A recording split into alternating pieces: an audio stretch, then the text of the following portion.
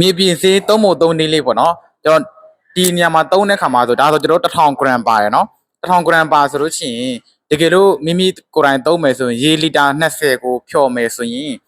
သုံးပြရမယ့်စေးရေကတော့ကျွန်တော်စေးအမှုန့်ကကျွန်တော်40ကျွန်တော် gram ထည့်ပြရမယ်40 gram ထည့်ပြီးတဲ့ခါမှာကျွန်တော်ရေလီတာ20နဲ့ရောပြီးတော့မှဖြန်းလို့ရပြီဖြန်းတဲ့နေရာမှာကျွန်တော်မနက်ခင်းပိုင်းအေးတဲ့ချိန်မှာဖြန်းလို့ရပါတယ်ဒါကတော့ကျွန်တော်ဖြော်ဆက်ပြီးတော့ဖြန်းလို့ရတယ်တကယ်လို့မြေကြီးကိုကောင်းကျင်တဲ့မြေကြီးပျက်စီးနေတယ်ဆိုတော့ကျွန်တော်တို့ဒါကတော့အသုံးပြုပေးရမှာဖြစ်တယ်တကယ်လို့မြေကြီးကောင်းသည်ဖြစ်စေမကောင်းသည်ဖြစ်စေကိုယ်သုံးကျင်တယ်ဆိုလို့ရှိရင်အသုံးပြုပေးရတယ်အသုံးပြုပေးရမယ်သုံးနည်းကတော့40 gram 1000ကျွန်တော်ရေလီတာ20ရောပြီးတော့မှဖြော်ပြီးတော့မှကျွန်တော်ဆေးဖြန်းပိုက်နဲ့ဖြန်းပေးရမှာဖြစ်ပါတယ်ဒါအသုံးမို့3နည်းပေါ့နော်မြေပြင်ဆေးဖြစ်တယ်မြေကိုကောင်းဆုံးပြုပြင်ပေးတယ်မြေကြီးမကောင်းတဲ့မြေကြီးတွေပြီးတော့မြေရှင်မြေငံတွေအဲ့လိုမျိုးဖြစ်တဲ့သူတွေဆိုရင်မြေကြီးတွေဆိုအကောင်းဆုံးပြုပြင်ပေးတယ်မြေကြီးကောင်းမှအပင်ပို့ပြီးတော့မှ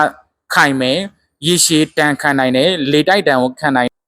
ပြီးကျွန်တော်မြေကြီးပုံမို့ပြီးတော့ကောင်းတယ်ဆိုရင်အမြင့်ကောင်းတယ်ဆိုရင်အပင်လည်းရှည်တာမြင့်တယ်ပို့ပြီးတော့မှအပင်အတွက်လည်းအလုပ်လုပ်ပေးတယ်ဒါကြောင့်မြေကြီးကိုပြင်ကျင်နေဆိုရင်ဒီမှာမြေပြင်စိတ်ထုတ်ဆို1000 gram ပါတာဖြစ်ပါတယ်ဟုတ်ကဲ့ပါစိတ်ဝင်စားတယ်ဆိုရင်ဆက်သွယ်ပြီးတော့အသေးစိတ်မေးမြန်းနိုင်ပါတယ်3မို့3နည်းလေးလမ်းညွှန်ပြပေးတာဖြစ်ပါတယ်